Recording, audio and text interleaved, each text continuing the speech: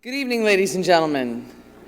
I'm Laura Lee Everett, the Artistic Services Director for Opera America, and it is my great pleasure to welcome all of you here for the 5th annual iteration of the Robert L.B. Tobin Director-Designer Showcase.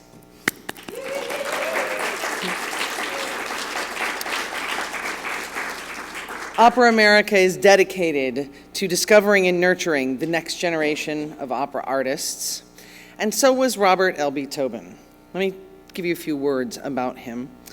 He had a lifelong interest and passion in the theater arts. He was continually learning about the art forms of theater and opera while he amassed one of the most prestigious and comprehensive private collections of theater arts. The Tobin Theatre Arts Fund, which is housed in San Antonio, Texas, is a collection of theater arts, is one of the most important repositories of scenic and costume design in the world, and is a highlight of the McNay Museum in San Antonio. More than 10,000 sketches, renderings, maquettes, and illustrated books document in exquisite detail the development of European and North American theater design from the 1500s to today. The Tobin Fund is also dedicated to artistic excellence and established this biannual grant in 2009 because they believe that you cannot have celebrated designers without supporting emerging designers and directors. I want to take a moment to thank Mel Weingart, the president of the Theater Arts Fund, for continuing to have the vision to fund this program. And I'm sorry he cannot be here this evening because San Antonio is premiering an opera this evening, and he is also very involved with the San Antonio Opera. So thank you, Mel, and we miss you in absentia. This award allows emerging artists to conceive of and develop a proposal for introduction to the field at this event at conference, via the live stream and recording that will stay up on our website, and during an 8-month exhibition for each team at the National Opera Center in New York. It is my pleasure to introduce to you one of our awarded directors from the 2015 Director-Designer Showcase, who is your host for this evening, Mary Birnbaum.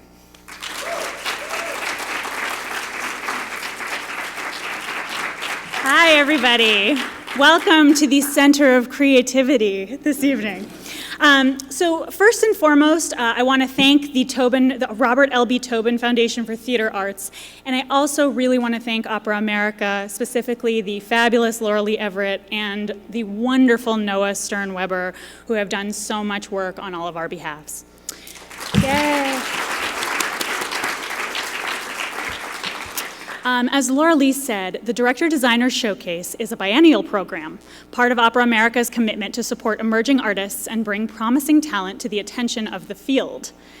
I want to underline just how special it is to have a program that rewards the process, not just the product of creative work. This year, from a pool of 42 submissions, 3 teams were chosen for their outstanding artistry and capacity for execution. They were tasked with coming up for a concept and design for a piece from the repertoire. And for the first time, based on responses from all of you, the repertoire samples were expanded to include more standard rep pieces that companies could actually pick up for production. In 2015, I directed a concept production of 4 Saints in 3 acts. Needless to say, silence. The winning teams who you'll hear from today are Director Luke Harlan and Fabian Fidel Aguilar, Andrew F. Griffin, Alexander Woodward, and Rashawn Devonte Johnson, who worked on The Flying Dutchman by Richard Wagner. Director Ashley Tata, Stephan Moravski, Liene Dobraja, Brad Peterson, and Abigail Hoke-Brady, who worked on Glory Denied by Tom Cipullo. And director Shannon Knox, Michaela Tobin, Becky Heisler, and Gabrielle Heerschap, who also worked on The Flying Dutchman. The panelists who selected the winners included James Dara, who's a director and coach for Shannon Knox's team, Leon Major, director, Camille Asaf, costume designer and coach for Luke Harlan's team, Bradley Vernatter, operations director from Opera Omaha and coach for Ashley Tata's team, and Ben Piercy, a video designer for 59 Productions. The life of an emerging opera director can be pretty hilarious. From BYOC Productions, which means bring your own costumes, to Aidas or Toscas that are staged in 2 days, which make you feel like the heroine at the end, basically. Life on the road is full of what we could gently call fun challenges. But how can we, as an industry, turn this austerity, which is facing all of us, into abundance? And it is by hiring creative people. The less stuff there is, the more there is a need for it to be intentionally curated and designed. And sort of that's the plea I make on behalf of full design teams today. Since my team was selected for our concept and design of Four Saints in 3 Acts in 2015, I have had the joy of working with all of those designers on the Magic Flute at Juilliard, La Navarrese, Le Villi at Barb Music Festival, and individually on Giulio Cesare at Boston Baroque and Keft at Virginia Arts Festival. The DDS conference opened many doors for me, introducing me to artistic directors and making companies more familiar with my work. Many people will watch the live stream and be able to see the work of these guys today. Opera America and the Tobin Foundation have also created a community. Many directors and designers find each other through this process by being on other teams. Alison Moritz, a director, is collaborating with the set and lighting designer Anshuman Bhatia on a new production of Abduction from the Seraglio at Madison Opera next year. We all got into this collective storytelling biz because of the love of collaboration, the possibility that your voice, idea, tempo, set of experiences can illuminate mine. Grace Laubacher, a set designer, summed it all up. Because the Director-Designer Showcase recognizes and supports the work of a team rather than single individuals, and it's the rare showcase that does this, it is a valuable chance to refine a group process and develop the strengths of a creative ensemble. You'll find that these creative ensembles I'm about to introduce do a really great job of exploring the essence of each of these pieces, and I know you'll leave here with an insight into their collaboration.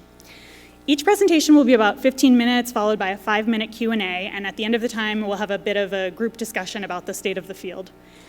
So, without further ado, and with a t-shirt cannon and glitter, please welcome Luke Harlan's team with the Flying Dutchman.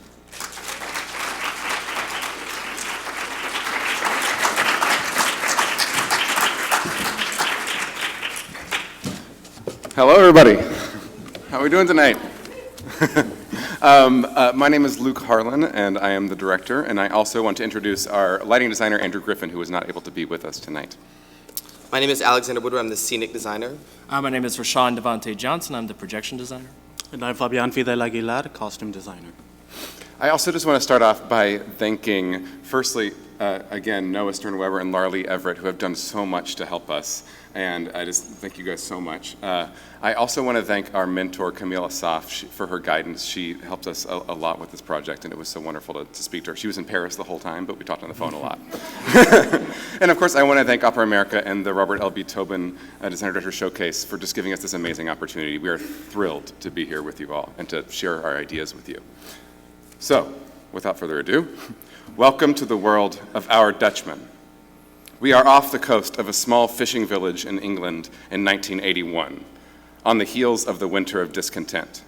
Margaret Thatcher has risen to power, income inequality is at an all-time high, new policies have led to a collapse in social cohesion and a rise in fear-based politics and distrust of the other. Pessimism and poverty abound. It's the dead of night. A storm rages on the sea, lightning flashes. The orchestra swells. We hear the voices of men rising up through the stage floor. Fog begins to clear.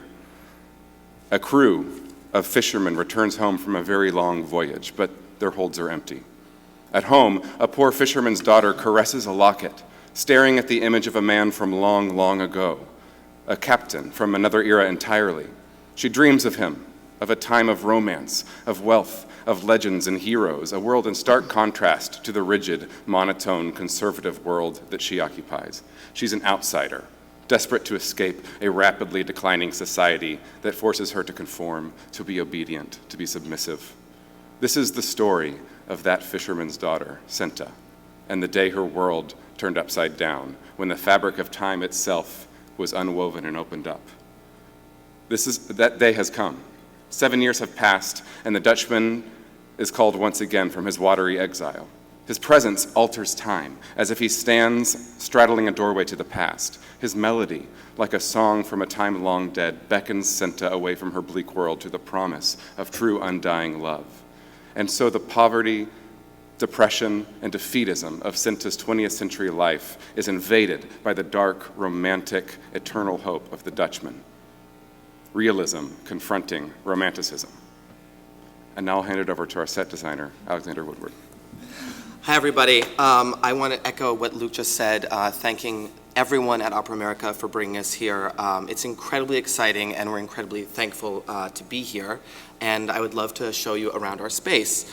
I should start by saying our production focuses around all of this industrial architecture from the last century, everything from the maritime world on the docks and on the shore. We were heavily influenced by the research of northern maritime fishing villages in England and the social and economic atmosphere of the early 1980s.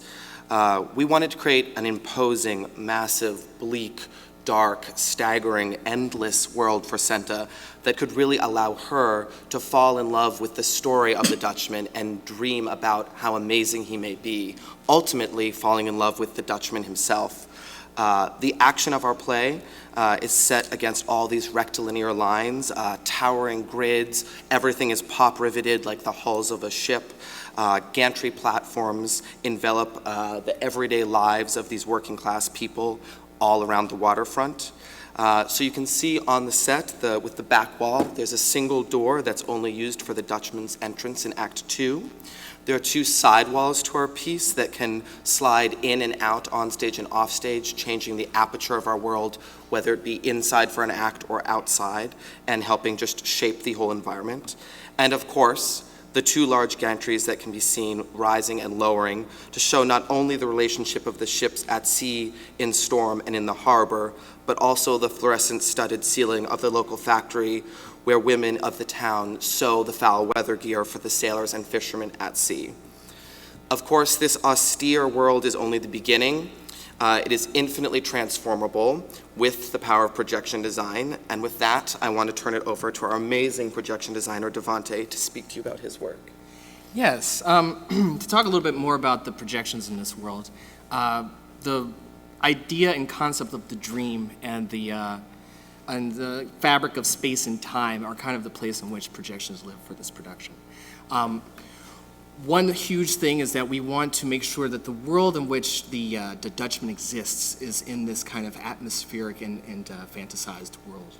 So we have, in contrast to this kind of stark world, this kind of lush and fantastic kind of scenery. And it's permeable, and it exists in this kind of essence of space. And so we have detailed here kind of the beginning and end. For example, in this animation storyboard, we have the idea of fog entering into the space. And within that kind of like culmination of the storm, we have the projections essentially being projected onto that fog, essentially coming out of nowhere and then existing into the space of the show as this kind of membrane in which where we transition between space and time. As we get towards the end of the show, we see the kind of the fullness of that world, and as everything kind of comes to the precipice as Seta begins her final journey, the waves essentially overtake the space, and the fog again begins to encapsulate the entire space once again. And so within that kind of dimension, the projections exist as this means of finding ourselves in that dynamic world. And so with that, I'm bringing on the costumes. Great. So I do want to thank Opera America for letting us have this chance to tell you this story first off. But with costumes, we did want to create a visual vocabulary that spoke not only to the oppressive era, but also to the uniformity of a working class, and that would juxtapose with the romantic nature of the past, or what we think of. So Dayland and his crew are going to be unified by wearing the fisherman's orange Surrey bib overalls and worn in various ways of, it's the difference in personality within our crews is going to be by the little touches that show either the humble means or the lack of means that these people have, that will remind us again of where they're, what the ways that they can protect themselves on this tempest but still have a uniformity to it. Similarly with the women, who will all be in our Hold on. little place. There we go. Similarly with the women, who will all be in uniform blue smock dresses and industrial aprons, but again, worn so that each one has their own individuality that shows what kind of repairs have been collected over the years and how they've had to survive with what little they have. And amongst this, that's Eric, who runs them all. Another touch of the 80s. You gotta love him. To the Dutchman. Yes, to the Dutchman. There we go. So with our Dutchman, he's an amalgamation that's been inspired by two people, namely Jean-Baptiste Belly, who was a former slave that was the first black man elected to office in France, and also Toussaint Louverture, who was a leader of the Haitian Revolution during the French Revolution. And his crew have all been collected over the past centuries. So all of their costumes are different ethnicities, different origins, different eras from time that the Dutchman has collected over the centuries. But all of them are unified by the effects and ravages of the ocean and time on their clothing, which will make, craft people very happy. So pull out those old boxes from stock. But, and anyway. So at the helm is this romantic notion of independence from an oppressive regime, and we're hoping that you guys enjoy it. So I'll throw it back to Luke. Great. Well, again, thank you so much to Opera America, and thank you all for allowing us to share our ideas with you. And I hope that you will please come to our booth, and you can look closer at the model and also at Fabian's amazing sketches. And also you can visit our website, which is www.flyingdutchman2017.com, and learn about us and the show. Thank you so much.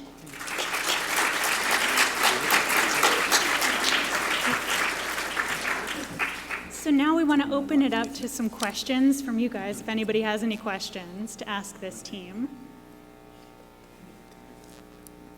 Yeah, great, Bob, thanks. Sure. The Dutchman ship is one of the two gantries that is used. So the upstage gantry rises up out of the trap space, and the Dutchman ship is really barely seen in the beginning. We want that sense that his boat is so much larger and he's so much further away. You can barely see who this man is who's giving you this offer for all this gold for your daughter. So he is the downstage gantry, just barely flown in at the beginning of the piece. And the two gantries positions move through the show to help us show those different placements. And the projections support that arrangement as well. Right, so the Dutchman ship is from the 18th century, 3%. Only in projection form, yes, yeah. Right. But yes. Ned? Sports.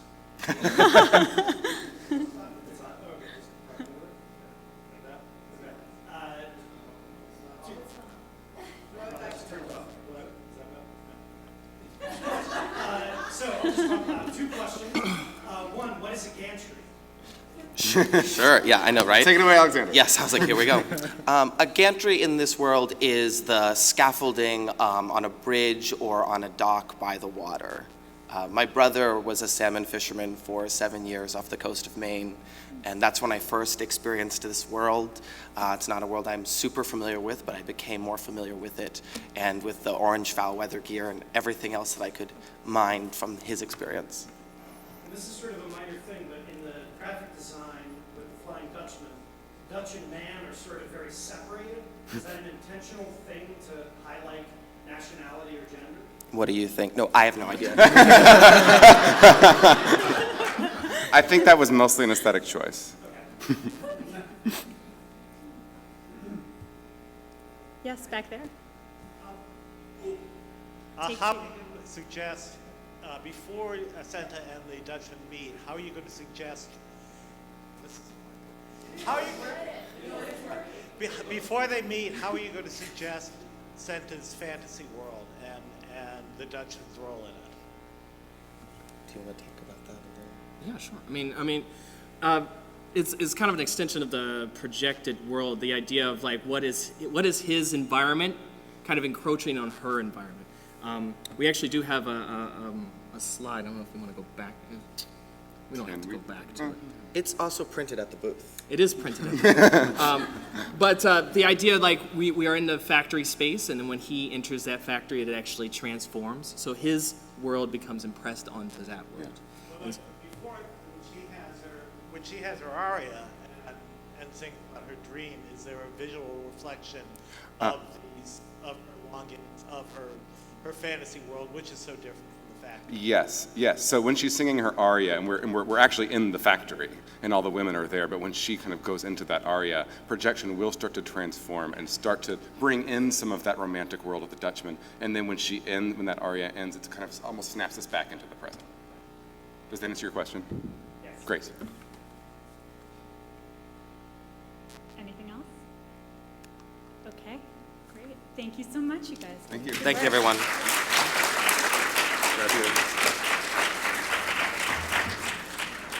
So next up is Ashley Tata with Glory Denied.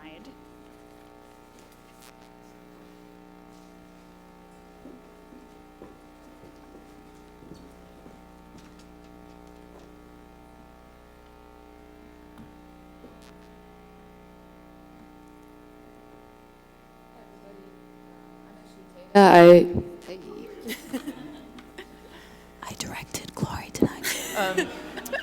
I am here with the lighting designer of Glory Denied. Hi, I'm Abigail Hoke-Brady. And the rest of our team did not make it. But I have asked them to, first of all, thanks for reminding me, guys. Thank you very much to Laura Lee and Noah and the foundation for giving us this opportunity. Thanks very much to Ben for your help with our presentation. Getting the opportunity to work on this part of a production is one of my favorite parts, so I was thrilled that I got to continue to work with the designers who are all not here tonight because they're working on other projects. So as you'll see in our presentation, I brought them along with me. I asked them to record their presentations because I think this definitely is a group project, and I loved being able to have their voices with me. And so I'm glad that you'll get to listen to them as well. So without further ado, this is our, I'm sorry, I'm going to have to do this because it's not on the thing anymore. This is our production of Glory Denied, Tom Cipullo's opera, which is based on the true story of Jim Thompson, who is the longest held POW in U.S. history. He was held during the Vietnam War. Our production of Glory Denied takes as its setting an American dream home and fractures it to reflect the lives of older and younger Thompson, older and younger Alice, and of America at large. While the piece is a narrative about the longest held POW in American history during one of the most controversial and defining wars of our country, our focus gravitates towards an examination of gender roles in the home and in wartime, and the expectations that society puts on men and women and their relationships while engaged in war, and, more relevant to this story, when they return home. Our production holds Thompson's imprisonment at the hands of his captures as relevant as that of Alice's, whose prison bars of society, matrimony, and motherhood are not as obvious as those of a POW cell. This is Stephan giving his scenic design. Should be. The audio isn't running from the When looking at the elevation, you can see that the design is a... I'm going to go back one because he sets us up here.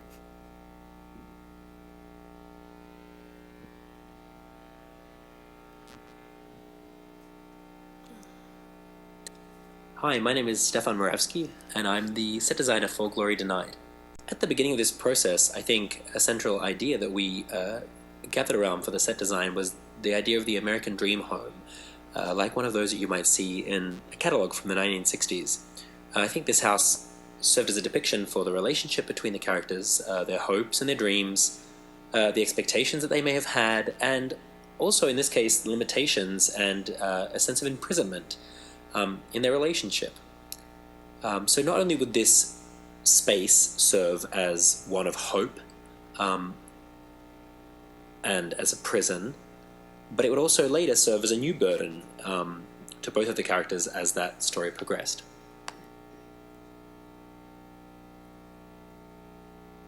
When looking at the elevation, you can see that the design is a fragmented version of this home, this 1960s home, each room existing on a platform, in a way not dissimilar to a display room.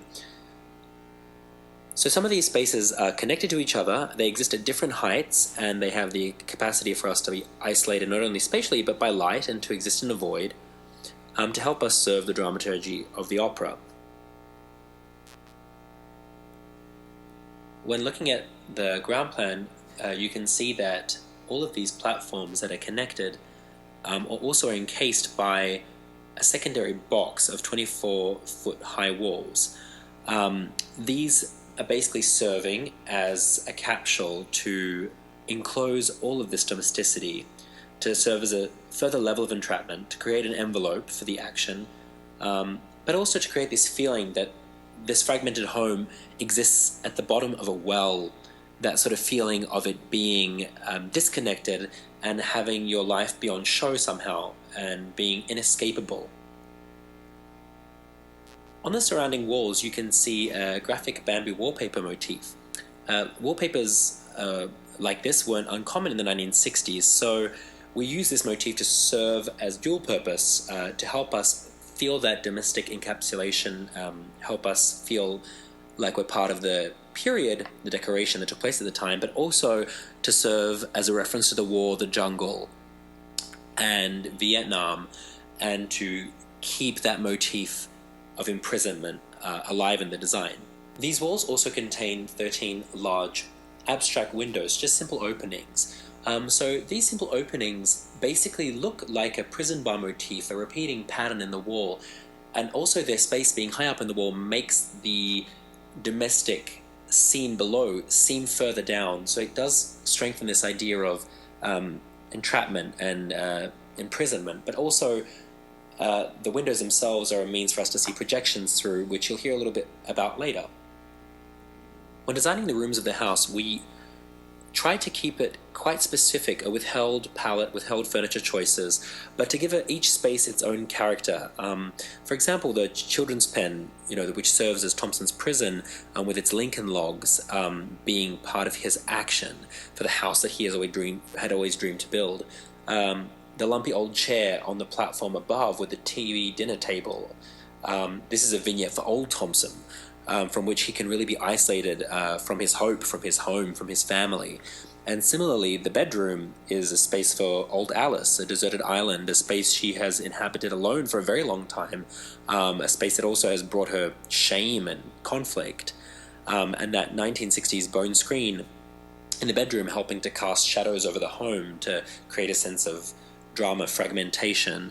The kitchen itself being a pristine and a bright space, it's almost that shiny, beautiful, shiny exterior for this repressed suburban housewife. The idea of creating a unit set of this fragmented dream home to serve both acts of the opera, to be the home, to be the prison, for us was really important, and basically that was the challenge for our design, and to create a strong space with character and flexibility that would serve the visuals of the play, that would serve the dramaturgy, and also the emotional purposes of the play. So this led us to this abstract realism of the design, and I think one of the things that we also chose to do with the deck was to have a mirrored sort of midnight blue finish, and this was also a way to tie together the three sort of motifs that we have: the platforms, the outer walls, and the deck basically creates this island effect for that home to live within these containers and further the idea of separation, but also bringing to it an ethereal, nostalgic quality. Take it. Great. So we were looking at this piece through the lens of expectations that move fluidly from one character's perspective to another's over the course of the opera. The lighting is working primarily to tell the story of perceived expectation. Younger Thompson is singing about Alice, for instance. Her space, which is primarily the kitchen, is lit like a display room in a catalog for the American dream home. It's bright, it's maybe a little too bright, and everything feels clean and even Young Thompson, although he is isolated in his pen, he's unable to reach the imagined world outside. His space is still bright with hope. There is this sense that he believes fully in his expectation that his future holds the dream wife and the dream home waiting for him when he is released, and it would be unchanged by the events of the war. In contrast, the world of older Thompson and older Alice is dimmer, it's more grounded, it's more contained.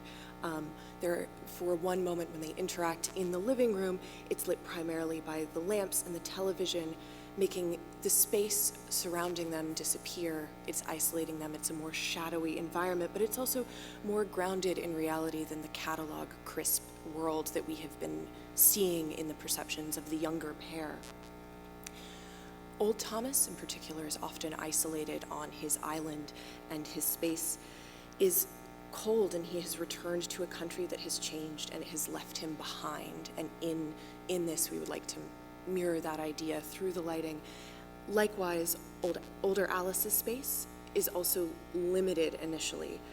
Her trials have not been acknowledged by society in the same way that older Thompson's have. However, her needs have been pushed aside. We first find her trapped in her bedroom. Her space is mostly obscured from view and isolated from the rest of the world. As the lenses begin to morph, however, and older Alice and younger Alice's emotional lives begin to intersect, we start to see that shift a bit. Thompson's space becomes colder. Younger Alice's world moves out of the catalog. We start to shift into something that is cooler. There are uplights that ignite from within the counter, giving something of a sense of the lighting then mimics more completely her anger and her grief, and less is presentational. And young Thompson's space begins to mimic older Thompson's space.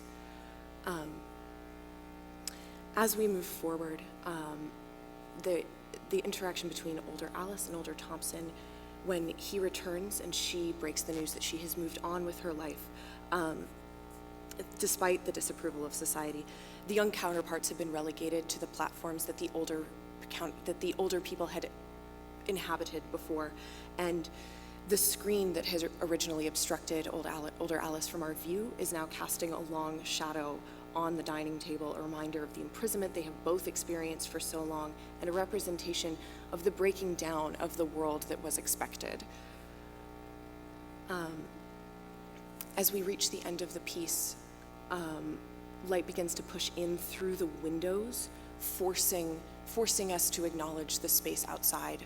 And Brad will speak more about that with the video as well. We start to see the American dream home become a disjointed, nightmarish jungle, and older Thompson is left alone with his nightmares and his broken expectations. So. This is Liene Dobraja coming from Bard to talk about costumes. When designing the costumes for Glory Denied, I wanted to portray the two realities our characters function in. The idealized version of life, the way that older Thompson remembers it, and the much more realistic version of it.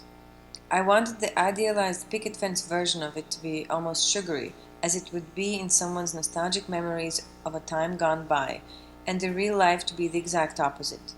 I intend to do so with building the younger couple with the help of crisp colors and bright patterns, and using existing clothing and distressing them on the older couple. The younger Alice is dressed in bright pink classic 60s summer dress. She looks like she just stepped out of a Sears catalog.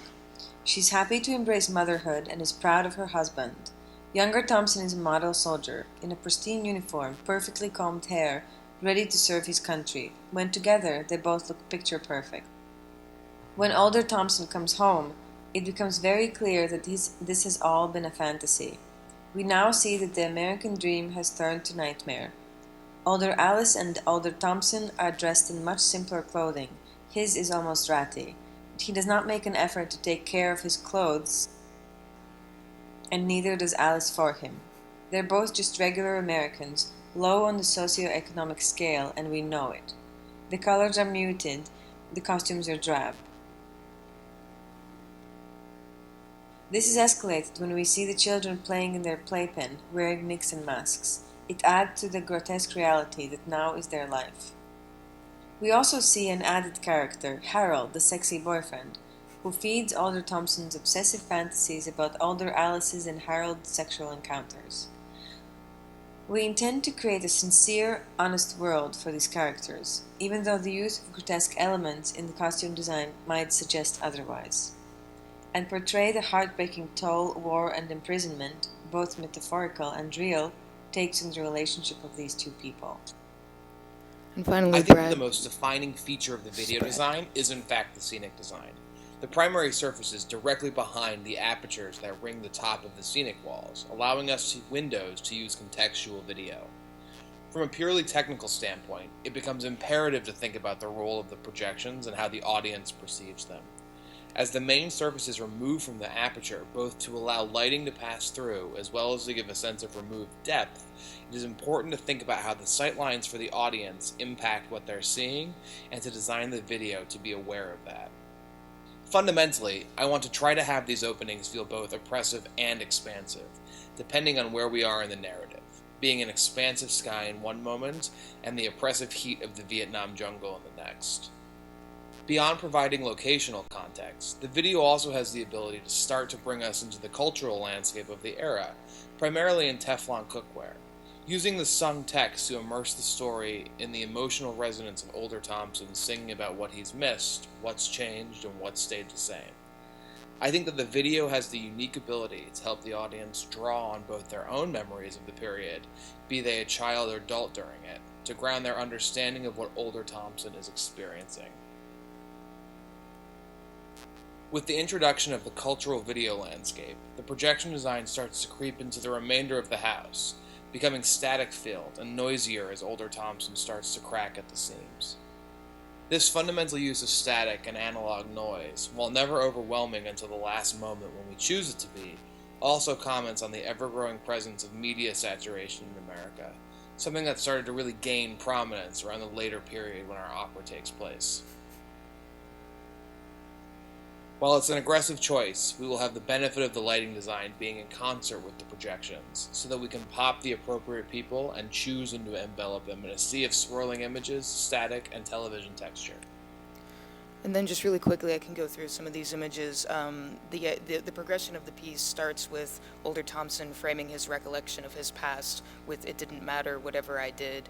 And then we are able to introduce younger Thompson in the POW camp and bring in the world of the jungle and his present of "It doesn't matter, whatever I do." And then, as we've said, with all the design elements, we can start bringing everybody else into this world with younger Alice at her kitchen, and then adding older Alice in her bedroom. We also have the ability to have Alder Thompson approach the younger in his prison and remind him of his torture. And for the most part in the first act, we've structured it so that the older Alice and Thompson are primarily on the higher platforms, kind of watching and observing their younger selves. What's interesting about this opera is that it's structured with very few singers engaged in duets of conversation, rather in duets, trios, and quartets that are in parallel, which is also a fundamental part of this design concept. As such, when there is a potential for the characters to sing together, we highlight that with this opportunity. So with the two singers singing, this is one of these rare scenes where younger Thompson and Alice incorporate the same space together. I think the potential for the performance of that is also really high. And then when we move into the second act, the characters kind of switch places with the older Thompson and Alice on the bottom platform and the younger ones occupying the higher platforms to kind of comment and see what their futures are going to look like. And then the presence of the children is really important to the opera itself, although they're not actually in the opera, but we've cluttered the stage with their personal objects. And then in this production, we have added them in a scene where they don Nixon masks, as Liene talked about, and torture Thompson, which is a psychological combination of the political, societal, and emotional torture that plagues Alder Thompson upon his return. And in a late scene, Alder Thompson, quote, sees the light in church. It's the only place that he feels at home, and he forgives Alice for being with another man while he was captured and potentially presumed dead. But she rejects his forgiveness, saying that she has nothing to be forgiven for. Her past is in her past, and she moves on into her future, leaving Alder Thompson alone and tortured by his own past. And this is the first time where all the other characters would leave the stage and Alder Thompson would be left alone. In the end, we find Thompson back where we saw him in the beginning, alone on his platform, stuck in his past, no one to express this to and no one to listen to him. This piece resonates to us right now because it highlights the silo effect we experience and reinforce by being in our own echo chambers. This is the story of two people who cannot communicate and who live in a society that makes their mutual communication all but impossible. It suggests that as long as we cling to the past and the things we think we are owed, rather than accepting the present as a place to move forward from, we will continue in isolation in perpetuity. That is our production. You can come visit us. We have a booth. Thank you.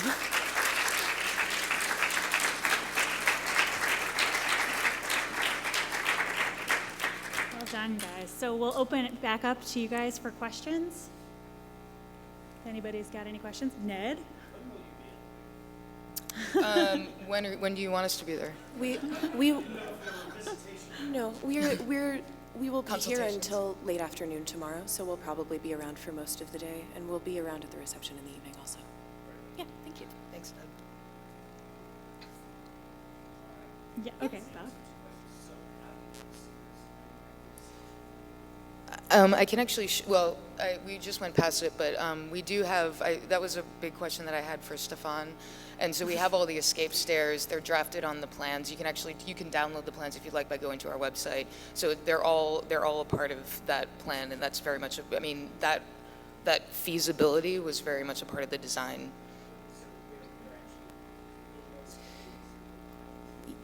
Yeah, there's upstage, there are escape stairs everywhere, and I've talked to him about where exactly the railings go, and yeah. And also in the process of storyboarding it, we spent a lot of time dealing with, well, when is there enough space? Is there a moment when that movement needs to happen? Yes. Faux show. Yeah. One of the things that when the other singers are being like his torturers or other characters. Thank you.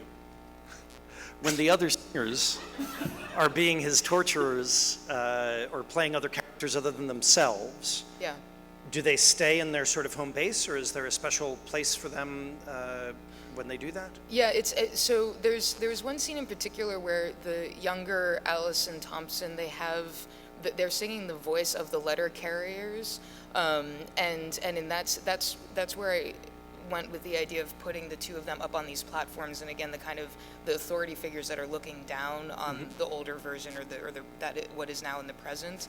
So I think what the challenge of this is, and even in just just looking at the score for the piece, the challenge is who is each character at each moment, and so that of course would be a part of the rehearsal process, really defining that. But I think some of this allows for a bit of fluidity in what characters are, and I think that Cipullo has made it really clear in the score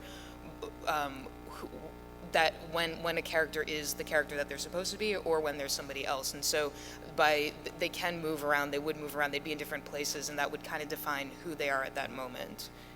Did you read the book before you started? Yeah, I have. Yeah. I'm curious if the... No, sorry, not before I started. In the middle of this process, I read the book. Yeah. I'm just curious if you the fact or the proposition that he was likely gay. Older time, or yes, he was probably gay when he was younger too. Right. Is that something that came into your discussions at all, or? Actually, it didn't. The thing it didn't. The thing that I did latch onto in the book that I guess it didn't outright. The one thing that's interesting, we brought in the character of Harold, which is also not written in the score, and there's I would like to add that as a supernumerary to have Thompson deal with his presence. So that was something that we have introduced because of this other information that's in the book that is not necessarily in the opera proper. And the other piece of information is that he was a suicide attempt, and that also is something that isn't in the opera proper that I took from the book. That's kind of is where we get the image of him alone on the couch. On the chair at the top.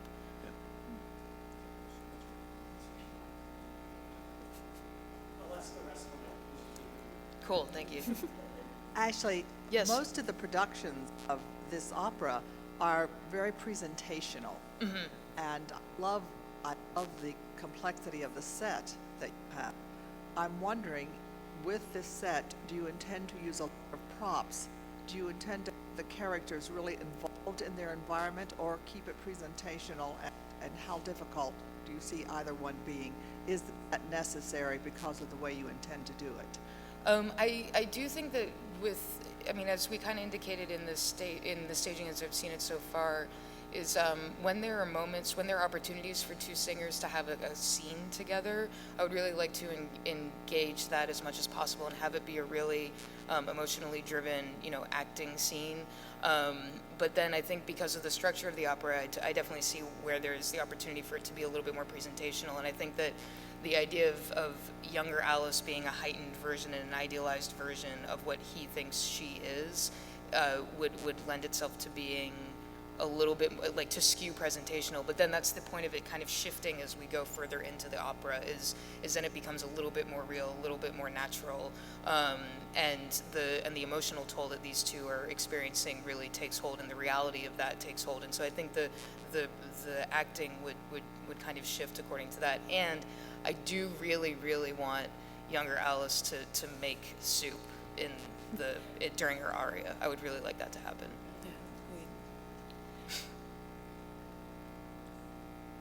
Great. Wonderful work. Thanks, guys. Thank you.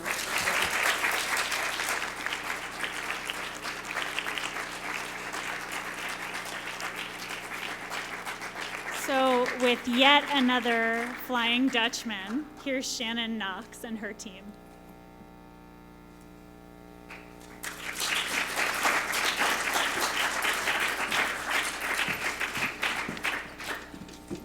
So, Dutchman 2, another Wagner. Good evening, everyone.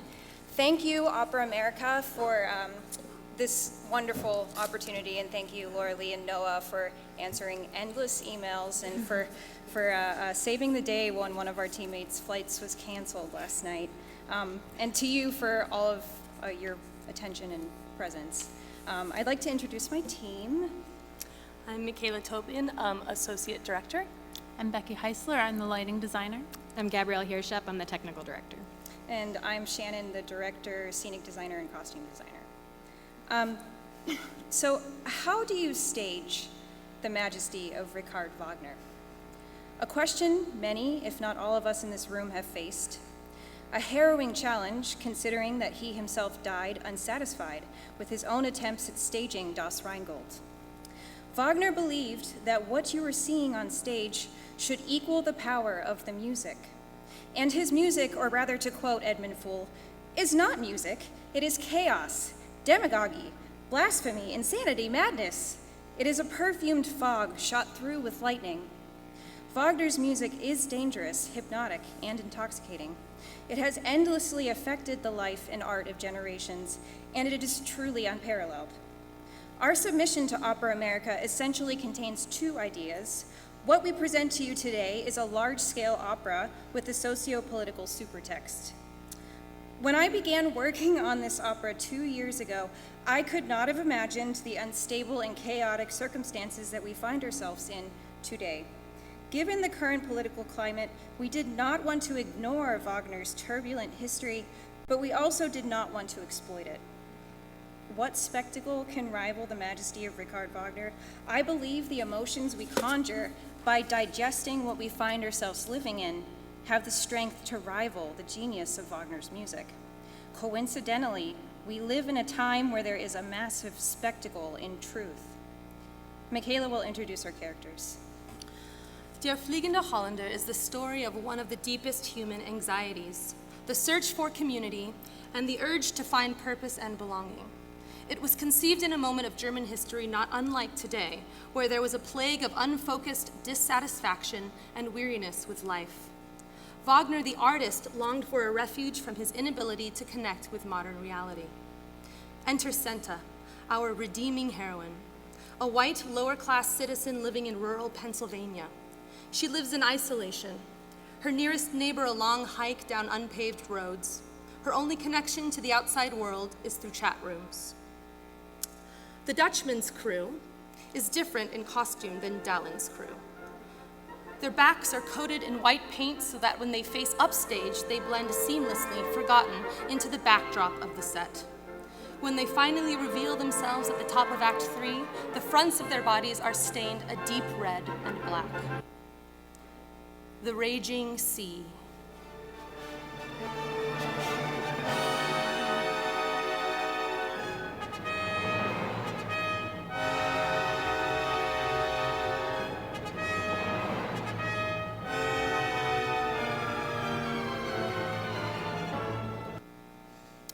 And finally, our Dutchman.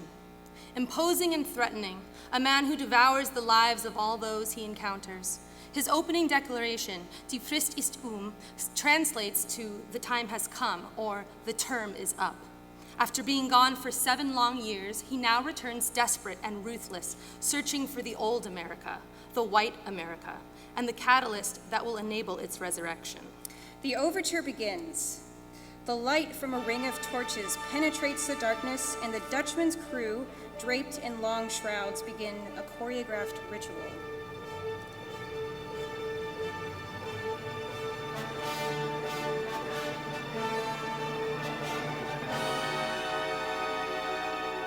Their undulating motions are spellbinding and terrifying, mimicking the tempestuousness of the raging sea. Their ritual slows as the overture ends. The shrouds are slowly drawn over the bodies of the crew and hoisted like sails into the air, forming 3 walls of surrounding projection screen. The Dutchman crew takes their seats along the perimeter of the projection screen, their white painted backs towards us. They sit and wait. Duck Hunter the video game is projected, and we are introduced to the world of the characters. This video might be a little bit violent, just fair warning.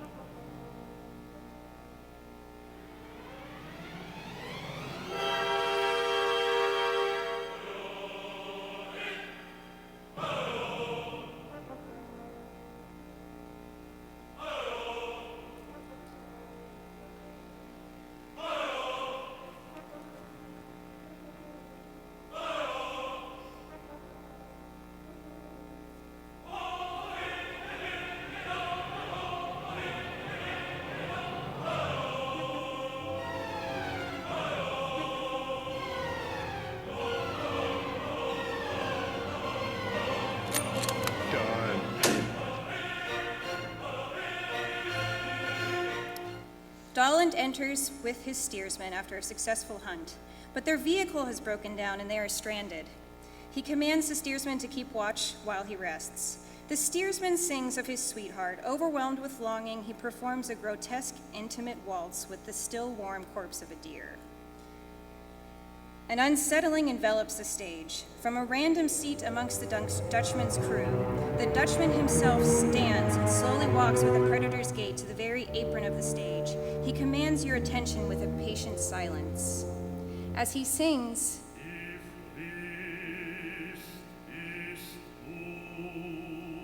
he slowly removes the white paint that covers his face. He now assimilates easily.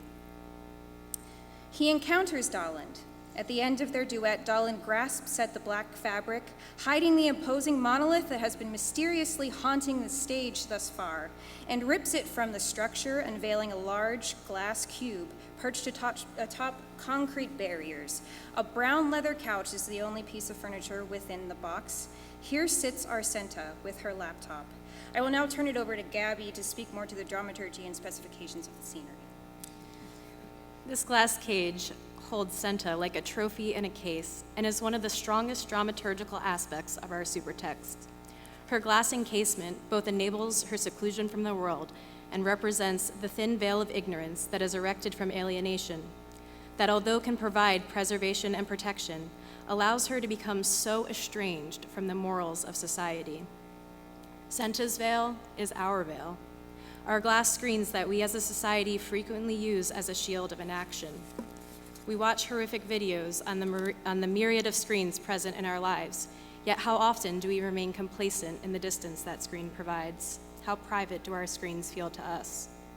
Here, Senta's screen is not private. Her laptop will be connected to a projector in order to live stream Senta's activity while on her computer.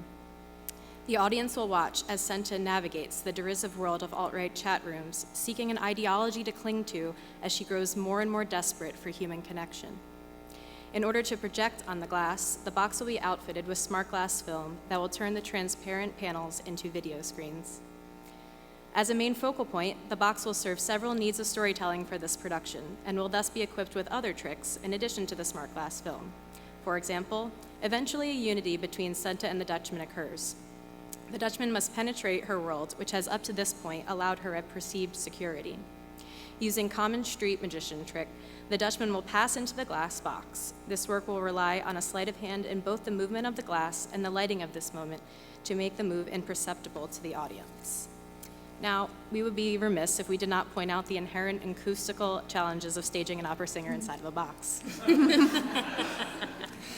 While aesthetically a total glass enclosure is desirable, we found a way to design a solution that allows us to stay close to our desired look while maintaining the quality of the music and does not resort to electrical amplification.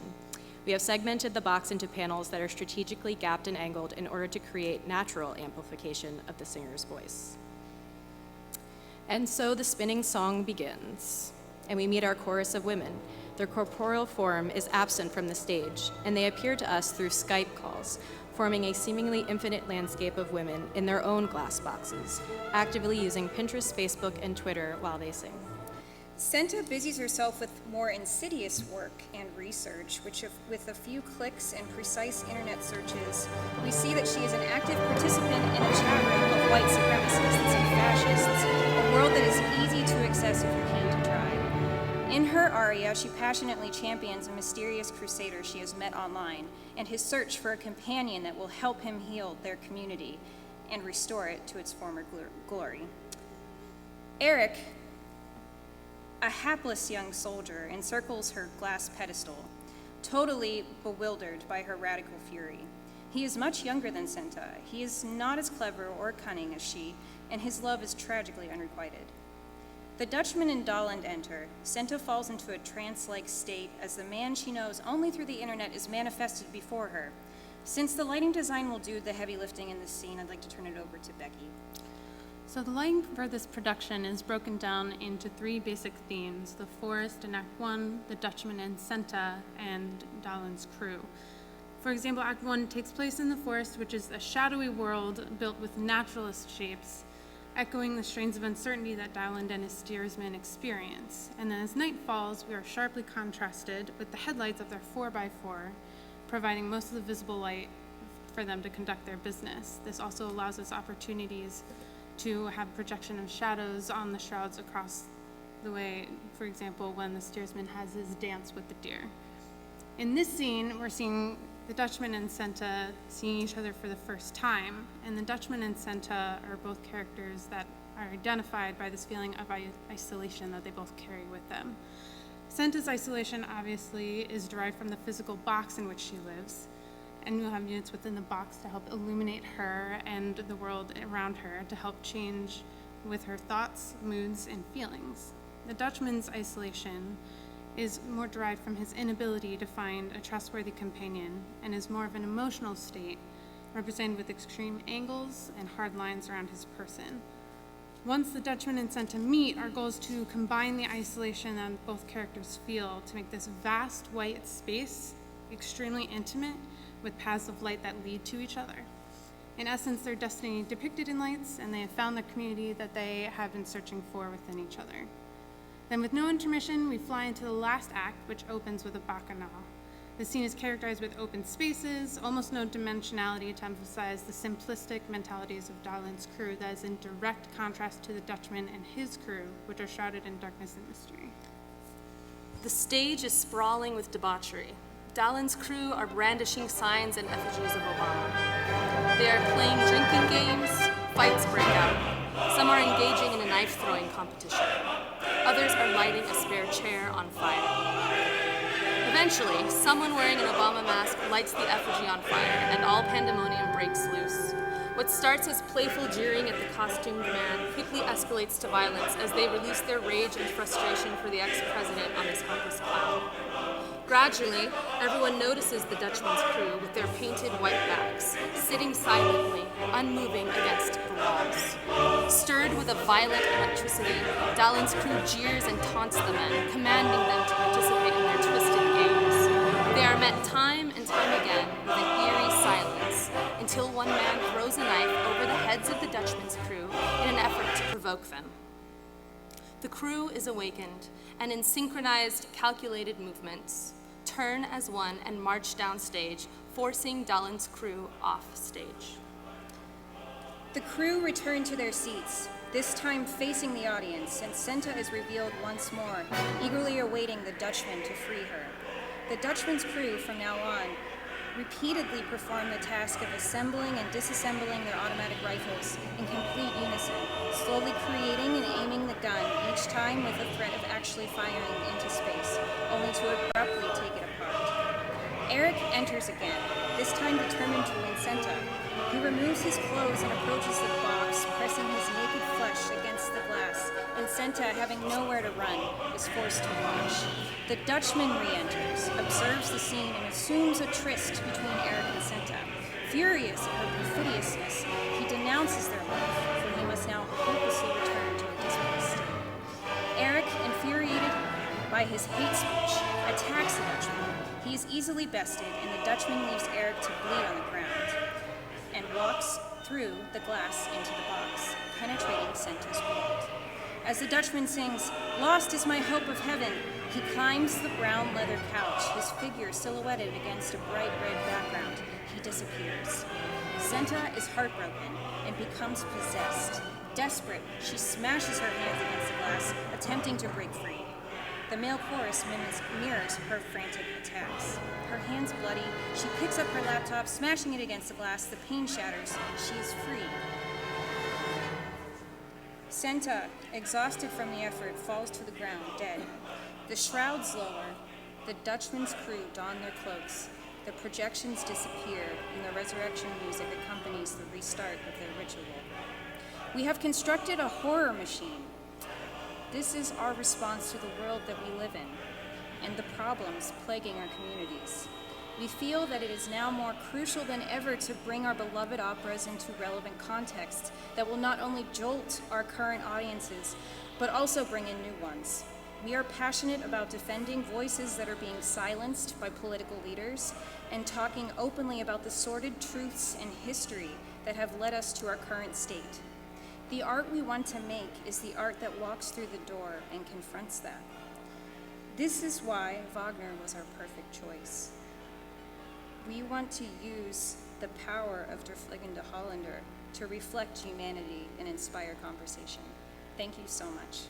If you have any questions, we'll be at the booth tomorrow.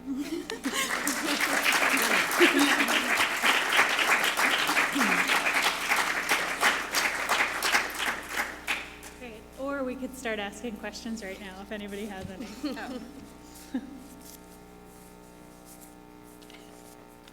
Okay. All right.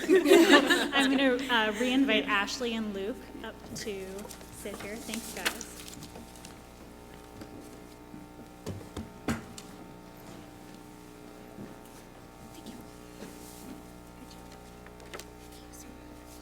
So now we're going to transition to part 2 of this panel, which is a conversation sort of about being an emerging artist in the field today. And I'd also like to extend the opportunity to you guys if you have any questions just about their work or being an emerging director. And we'll start off with a pretty general question. So guys, can you tell me a little bit about either the challenges of being a young director or the benefits to a company of hiring a young director?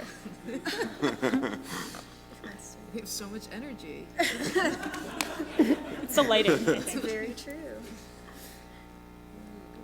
You're on the end, so I think that means you have to start. Wow.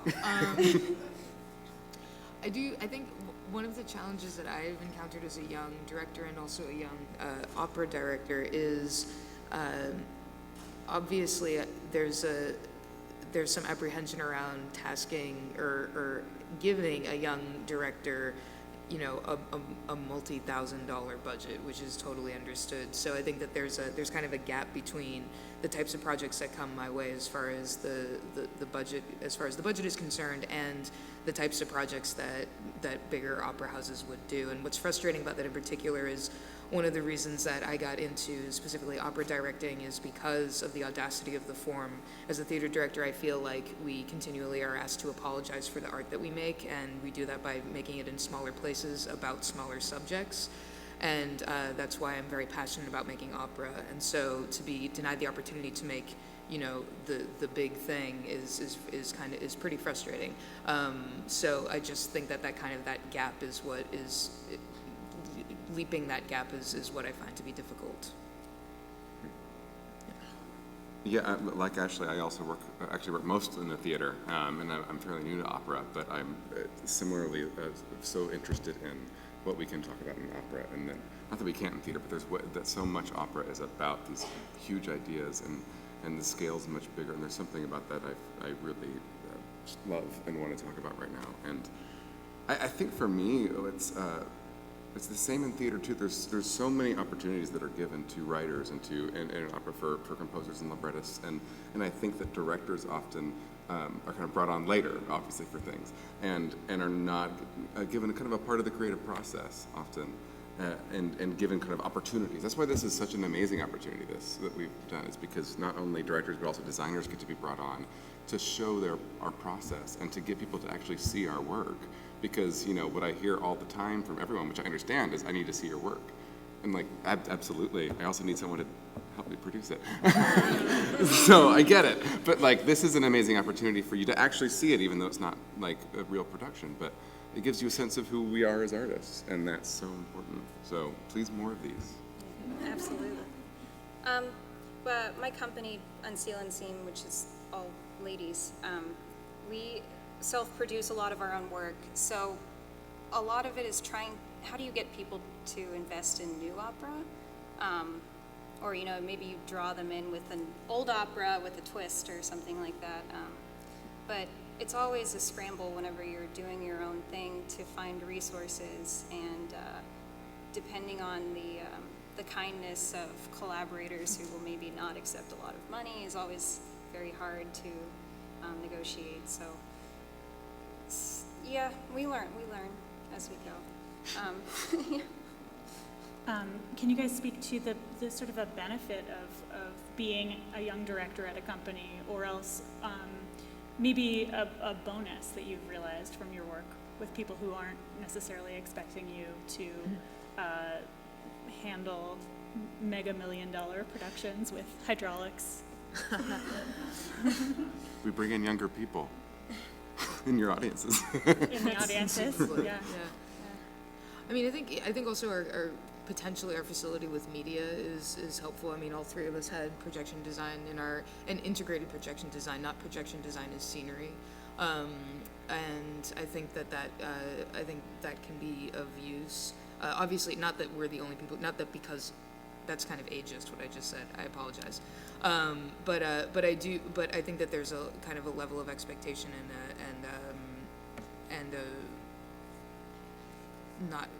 not having as much fear about that can be helpful or useful potentially, you know. I also feel like a company can invest in an artist's whole career and life in the field, right? When you invest in a young director or young composer, anyone, you get to be a part of their kind of their career, and I think that's also an amazing relationship that can be formed between artists and companies, and that can be so fruitful in the long run. And I think it's a great to start with a young director. Is there a question? Oh, Donna? Yes. What is your relationship, the three of you, what is your relationship with music? Do you play instruments? Did you ever sing? I'd love to know a bit about your background in music. I play piano and the tin whistle, so, and I can read music, but music's always been the thing that most sincerely motivates me or inspires me, so I think that's why I'm drawn to opera. It's all the good things in one.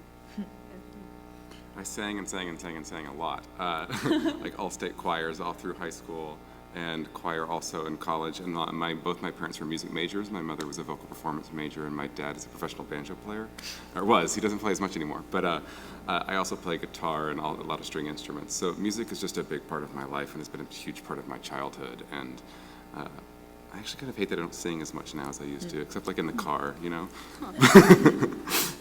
Yeah, I started as a classical violinist when I was very young. I played a lot through, that's what I thought I was going to do.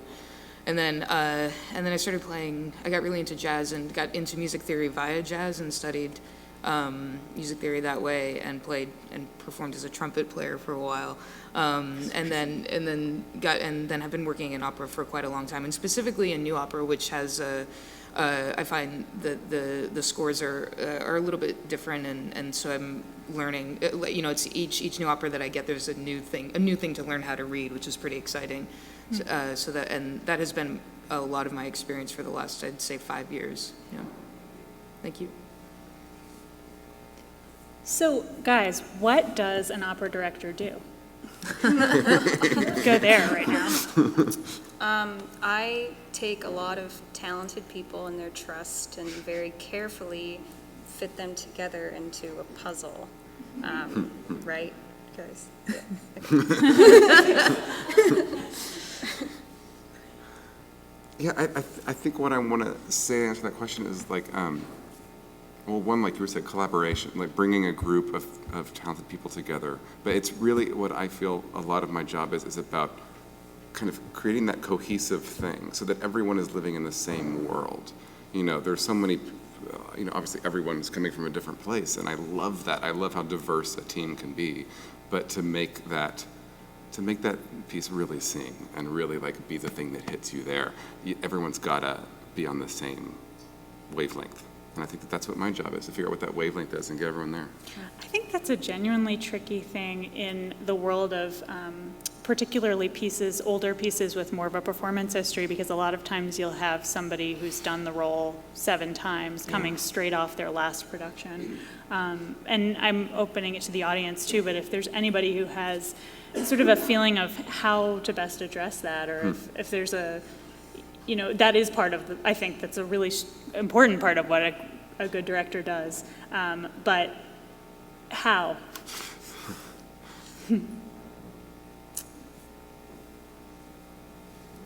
Well, I feel like with each role, you bring a bit of yourself to it. So I think I would encourage the person that's walking into the role of Senta for the millionth time to take a look at what they are currently experiencing, what they are currently seeing, and how they can reflect that within their work in the way that we interpret it. Yeah, my answer feels like it's always going to be an answer that I would, because I have such a background in theater, is like how I would talk to an actor. And I don't talk to a singer in a different way than I talk to an actor. And I think like if you're doing it for the 10th time, there's still something new. It's a whole different team, it's a different production, it's a different time in your life. And so it's about finding, like really just finding that with the person. Yeah.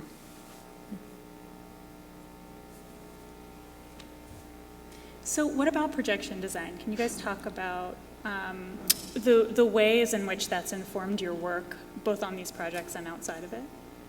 Any particularly interesting experiences you've had? It takes on its own character. It's not, it's its own character on stage whenever it's there, I feel like. And it should, we were all talking about earlier, we met previously, that it needs to be upheld. What did you say, Ashley? You said something really great about, it needs to be upheld to the same budget line. That's what you said. Well, yeah. I think I feel the projection design thing. Sometimes I feel like it's added to a budget in order to kind of to cut down on a scenic design budget, and that's a situation that's really upsetting. And then, but I also have found. I would like to. In the work that I've been making specifically over the last few years, I've asked I would like for it to be on the budget line the same thing as the lighting design. It's like you have a budget line for costume, for scenic, for lighting, and for projection. I don't think that this, I feel like it's integrated into the work that we're making. But I do think that it also shouldn't be a cost-saving measure as far as something to cut out having an ambitious scenic design. And I've found, and also for time, I think that's the other thing. I found that in some situations a budget is created and a calendar is cut very, very short. Because we will have projection design as a major element and as a major scenic element, and that means somehow that because you can install it really quickly or relatively quickly, and I feel like just because it's possible to do something more quickly and turn it around more quickly doesn't mean it should be done. So I think it's kind of a double-edged sword, actually, in some ways. Actually, speak to that. If you had to pick not enough time or not enough money, which would you pick? I feel like real question. But the thing is that I feel like it's both usually. Yeah. It's actually I know. It's like you don't it's too. like those two things just cut out. So but say you had to pick one. Got some time. What's the thing about the triangle? Like Yeah. you're just giving us one. It's just like just one point. Treated really well. Not enough money to do the show. Right. Great collaborators. Right. Yeah. 2 out of 3 is really good. Right, which is why I think all of us probably are like, we have great collaborators. We can say that because we will frequently not have enough time and not enough money. I mean, I guess the thing about not enough time is like you'll never have enough time, right? So, okay. Or you'll never have enough money, so, okay. Yeah, I think probably, oh God, I can't believe I would say this. I would say like not enough money would be the thing that I would, I'm gonna regret that sometime. But you can't make anything in one day. I know, because I hate doing the thing in no time. It's really unnecessarily stressful, and it really makes me upset. So yeah, it's rough. I mean, I'm not talking like an Eastern European length amount of time, but like just like a standard 3-week deal. Just like Noah, did you have a question? It seems like you all have a lot of experience in self-producing, and I know that it seems like you all find that can be a challenge at times, or when you're given unique situations, less than optimal. But do you think that in some way informs what you're doing in your strategic planning of a production? The experience in self-producing and understanding really fundamentally what things cost. Do you think that somehow influences your ability to create a larger production more efficiently? I mean, I can really quickly speak to the fact that if a company shows me a budget, or symphony orchestra, which I've been working with a lot of symphony orchestras to do their semi-staged things, they show me a budget, I know exactly what's being wasted where and what we can save them. And I think that's a virtue that comes out of self-producing completely, like knowing how to read a budget and how to reallocate assets. I really think for directors of our generation, it's an indispensable tool, because a lot of times you're being asked to produce as well, or at least line produce or help. And we should be conscious of the money we're spending on art. There is nothing on stage that we should not know about in terms of its origins. But there is a lot. I have my own company in New York, and I've been self-producing for 10 years or more. And there's becomes a point though where it's a full-time job, producing, and it starts to completely take away from the time you can spend as an artist on the thing. And so when it hits that point, then it just gets worse. And so it's a lot of a balancing act to try to figure out how to do it, and you have to hire other people to help, and then it becomes a thing about money again, you know. And so I love that I've self-produced so much, and sometimes it's really hard. I think the other good thing about self-producing is, I mean, I don't know how it does help with the idea of kind of tourability, I think, just as far as being able to create kind of modular pieces, or you can say you can know how to create version ABC for this size hall, that size hall, a place where you can go into the floor, a place where you can't go into the floor, blonde wood, you know, all these type of things. And I think, and I do think that that is, you know, which is the other reason for, again, like the aggressive projection design sometimes is for the tourability part of it. And for some reason those two things are linked to me, which is, because it means that I can look at a tech writer and say, this piece that we made could go to this location, and I feel like this piece probably couldn't go to this location. And being able to actually have a conversation with a TD about that is, and the producers on either end is I think pretty helpful. Exhausting, but yeah. Oh yeah, yes.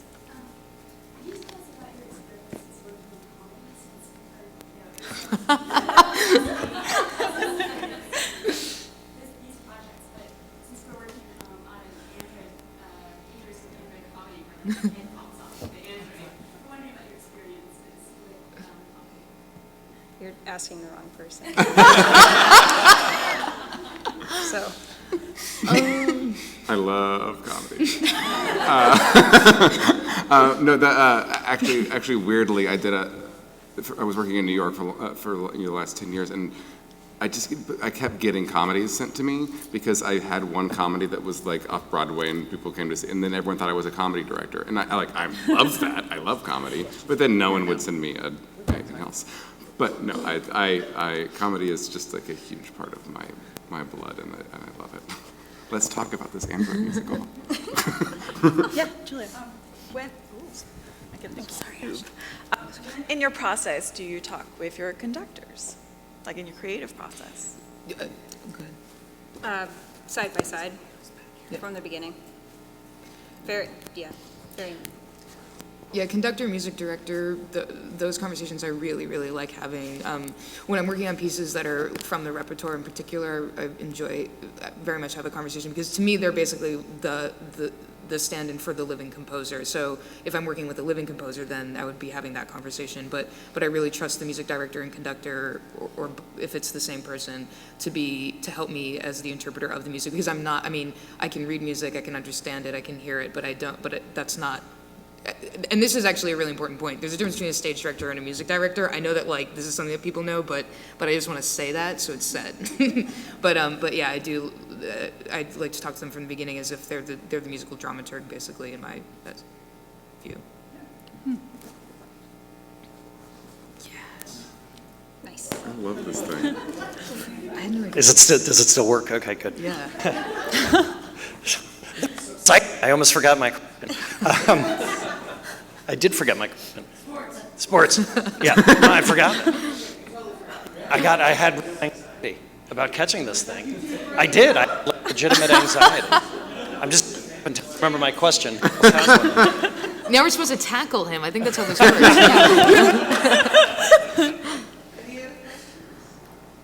Oh yeah. Where? Oh, to you. All right. So what's been the most interesting project you've worked on and why? I'm sorry, one more Sorry, time. say that one more What's been the time. most interesting project you've worked on and why?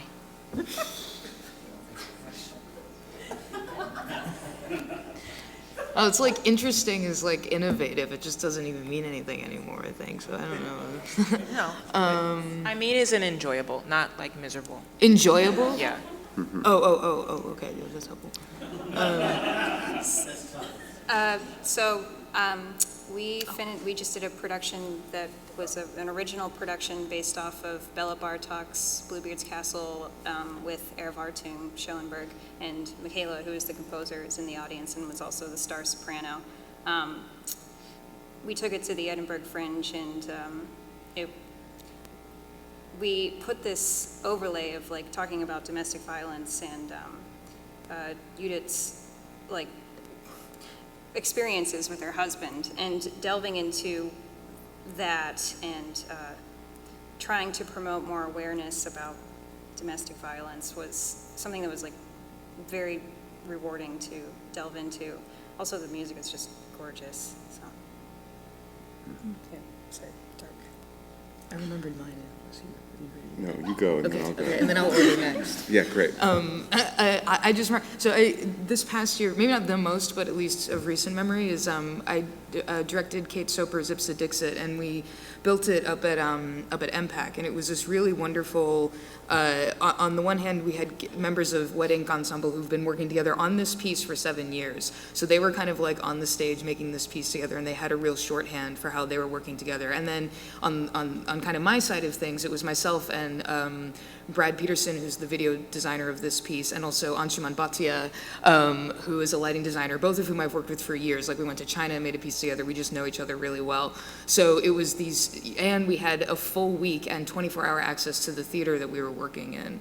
And so the kind of, the ability to spend that time together and have them kind of bopping on the stage and throwing ideas back and forth, and then us to be bopping on the stage and throwing ideas back and forth. And this piece is a really, really heady, it's a piece of ideas. The text is like, you know, it's Aeschylus. It's all philosophers basically. And so going up there, I had no idea what we would make. I didn't know how we would do it, and it was really beautiful to feel confident in the collaborators I was with, and everybody felt confident in exactly their piece, and to be able to grow this piece over a week, which seems like not a lot of time, but it was like, to me it felt like an incredible luxury, and it was really rewarding. So.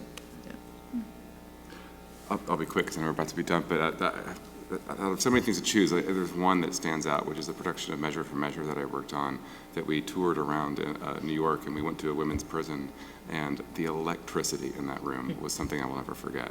And just the way that Shakespeare's words and these actors' mouths connected with these people who are living that was the most incredible thing I think I've ever seen. And that does it. That's it for us. Thank you so much, everybody. Thanks for coming.